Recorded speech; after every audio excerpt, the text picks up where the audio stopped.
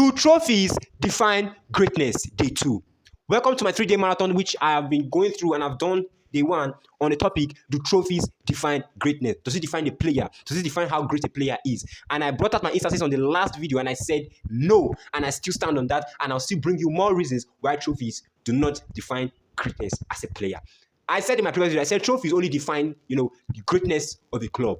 Okay? They only define the greatness of a club. They don't actually define the greatness of the player. They don't really make your individuality as a player great. No.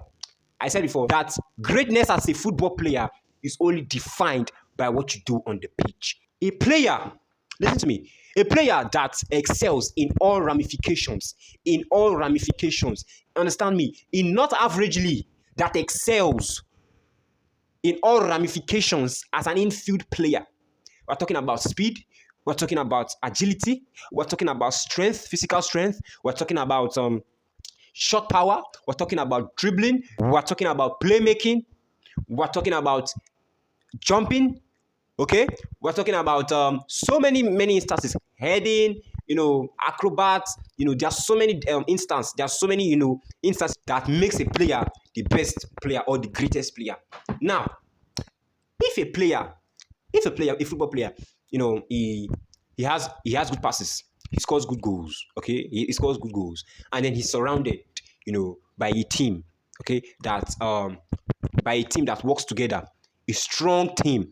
If he's surrounded by a strong team, okay, and that team begins to win trophies, they begin to win trophies. They work together as a team. They begin to win trophies. Huh? Now, that's for the club or the team. Now, listen to me. Let me bring 2 players in right now. If there are 2 strikers, if I bring 2 strikers now to the table, and a particular striker excels in heading, speed, shot power, long range, free kick, penalties, that's what you need to excel as a striker. As a good striker, you have to have all those. Okay, mostly shot power, dribbling, and physicality and speed and height too. You have to be able to jump, to get headers. And then I bring in a player right now, okay, who has shot power, dribbling. Then he doesn't know how to score free kick. For example, it's an example. He doesn't know how to score free kicks. He scores penalties, but he doesn't know how to score header goals.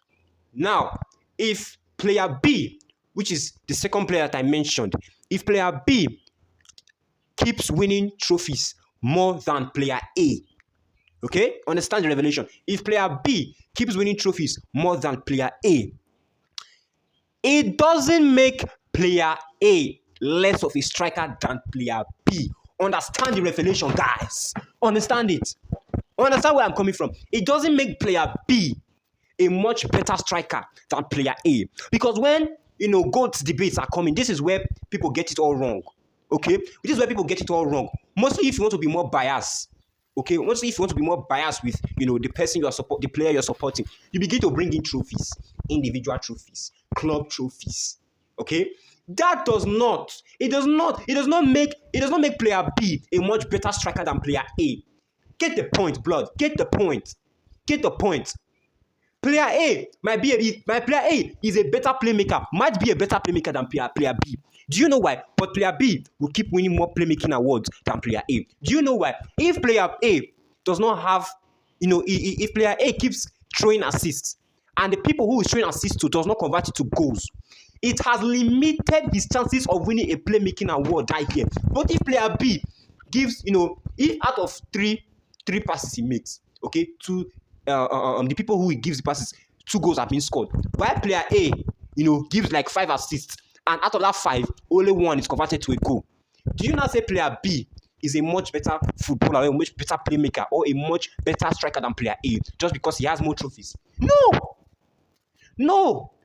So that's why I said players, greatness of a player is not defined by the number of trophies he has won. Hell no, it's not. And if you are making debates of players, if you begin to bring trophies into the matter, my brother, you have gotten it all wrong. No, you have gotten it all wrong. A player, so my conclusion now in this second day 2 is that a player who excels in all ramifications on the pitch is the greatest player. Okay, he is the greatest player, a player who excels in both heading, passing. For a striker, a player who excels in heading, free kick, long range shots, power shots, corners, penalties. That's who you classify as the best striker. Then a player who excels in everything, both defense, speed. That's who you bring up as the best player or the greatest player.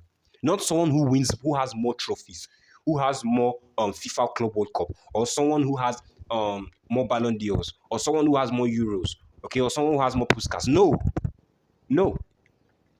It is what you do on the pitch. It is your contribution on the pitch. Because player A might be more hardworking than player B. But player B is surrounded by much better teammates. So understand the point. So I hope I'll be able to, bring out my points on this second day of the 3-day marathon, the greatness define players.